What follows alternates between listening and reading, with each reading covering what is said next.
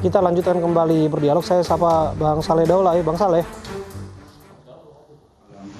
Langsung saja Bang Saleh, apa tanggapan Anda mengenai saat ini 227 orang positif corona saat ini di tanah air, dan juga ada keluhan yang disampaikan oleh salah satu narasumber kita yang bernama Fahri, diduga merupakan suspek corona ini, yang menyatakan bahwa tidak mendapatkan perawatan maksimal di sana. Komentar Anda? Ya, pertama soal melonjaknya jumlah yang terinfeksi virus corona ini sebetulnya sudah diprediksi oleh para ahli. Karena apa? Karena sejak awal ini sudah diberitahu bahwa virus corona ini kan pertambahannya itu bukan pertambahan berdasarkan deret hitung 1, 2, 3, 4, bukan seperti itu. Tetapi yang pertambahannya itu adalah berdasarkan deret ukur yang sifatnya eksponensial. Artinya dia mulai dari 1, 2, 4, 8, 16, 32 dan seterusnya. Nah, karena itu maka loncatan yang seperti ini itu memang sangat predictable sebelumnya. Hanya saja pertanyaannya adalah apakah kita semua ini sudah siap untuk mengantisipasi itu. Nah, sejauh yang saya lihat memang di sana sini belum ada kesiapan yang cukup dari seluruh pemangku kebijakan, dalam hal ini tentu pemerintah. Nah, kalau kita lihat memang ya termasuk keluhan yang tadi, bahwa ada masyarakat yang merasa layak untuk diperiksa, kemudian ingin sekali mengetahui statusnya dan diperlakukan tidak baik. Itu saya kira adalah salah satu contoh di mana ada ketidaksiapan yang terjadi di tengah-tengah masyarakat kita. Nah, ini harus betul-betul mulai hari ini, mulai saat ini kita mengingatkan kepada pemerintah untuk mengantisipasi hal-hal yang mungkin lonjakan-lonjakan yang mungkin akan lebih besar di beberapa hari ke depan ini. Pemerintah sudah mengedepankan atau menerapkan kebijakan social distancing. Tetapi saya melihat bahwa kebijakan social distancing ini itu belum diikuti secara konsisten oleh seluruh masyarakat kita. Ternyata masih banyak juga masyarakat kita yang keluar bekerja seperti biasa, dan seakan-akan ini masalah social distancing ini atau pengambilan jarak antara satu orang dan orang lain seperti itu belum juga terjaga dengan benar. Nah, karena itu ini adalah kepentingan nasional, kepentingan bangsa, bukan kepentingan 1-2 orang. Nah, karena itu kita harus betul-betul bekerja keras untuk mengingatkan seluruh masyarakat untuk mengikuti semua apa yang disarankan dan diminta oleh pemerintah untuk kita lakukan secara bersama-sama. Hanya dengan itu menurut saya persoalan ini bisa dikurangi, persoalan ini kita hadapi dengan baik begitu. Oke. Bang Fajrul, apa tanggapan Anda? Saya tidak mendengar apa yang disampaikan. Oke. Jadi saya tidak tahu apa yang disampaikan. Prinsipnya soal social distancing yang disebutkan ini belum berjalan maksimal sebagaimana yang diinginkan. Sekali lagi ya, social distancing itu jangan dipakai lebih baik karena di dalam undang-undang tentang kekarantinaan itu disebutnya pembatasan sosial. Coba kalau kita baca undang-undang, di situ disebut sebagai pembatasan sosial. Undang-undang itu yaitu Undang-Undang Nomor 6 Tahun 2018 tentang kekarantinaan kesehatan.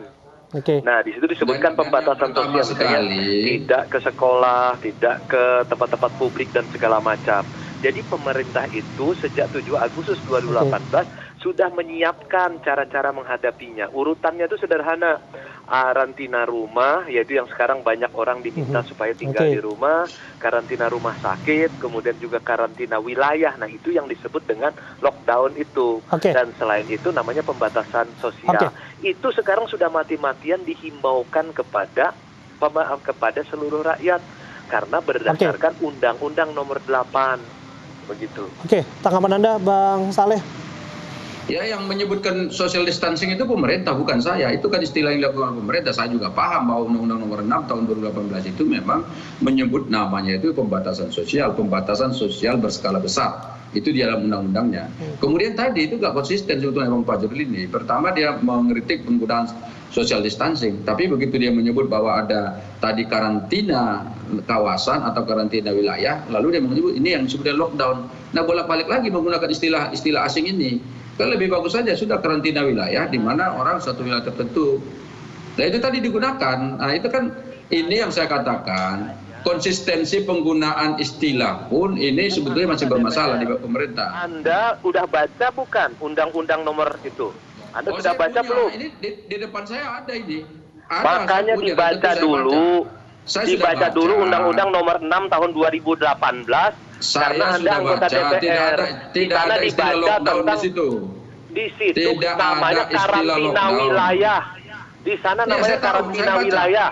Saya Kemudian tahu kalau apa yang disebut pembatasan dengan sosial karantina namanya rumah, social karantina distancing. rumah sakit, karantina Iya. wilayah, pembatasan sosial Bung, berskala besar, saya tahu itu. Bung, Dan saya sudah baca daripada itu. kita bertengkar ya, lebih baik kita nih mengundang solidaritas masyarakat supaya kita melawan COVID-19 ini.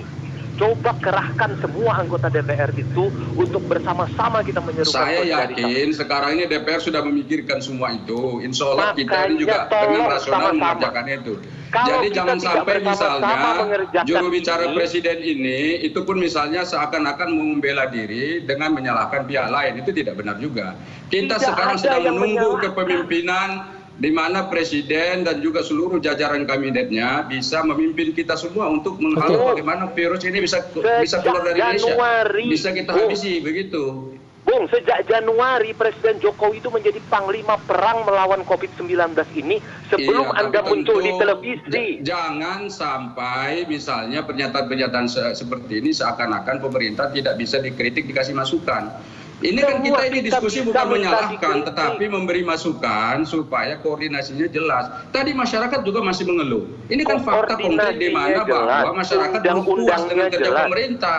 Oke, Gitu. langsung ke Jadi Bang Saleh. jangan Bang misalnya Saleh, seakan-akan, masukan ya, apa yang spesifik dan undang-undangnya jelas yang barangkali ingin Anda Impresnya sampaikan jelas, kepada pemerintah agar ini Kepresnya tidak jelas. debat kusir? Panglima perang untuk melawan COVID-19 jelas. Jadi yang namanya sebetulnya kepemimpinan organisasi itu sudah ada. Kepemimpinan operasionalnya sudah ada. Kepemimpinan informasi itu sudah ada. Kami bertempur melawan COVID-19 sejak bulan Januari dengan menjemput ratusan orang dari luar negeri sebelum Anda bicara di depan televisi. Oke. Ya, jadi ini seakan-akan ada arogansi yang disampaikan oleh Tidak ada arogansi. saudara Pak Juril ini. Ya, dengan Tidak ada mengatakan arogansi. saudara baru tampil di Mari. televisi segala macam itu menurut saya itu adalah arogansi. Oke. Nah, Oke, saya kira cukup, Bapak-Bapak. Saya kira cukup. Saya kira cukup. Terima kasih untuk waktunya, Bang Saleh Daulay, anggota DPR, Bang Fajrul Rahman, juru bicara Presiden, dan Fahri tadi salah seorang suspek corona. Apapun itu, kita doakan yang terbaik untuk bangsa dan negara ini agar bisa melewati fase yang saat ini sangat dikhawatirkan oleh banyak orang menghadapi COVID-19.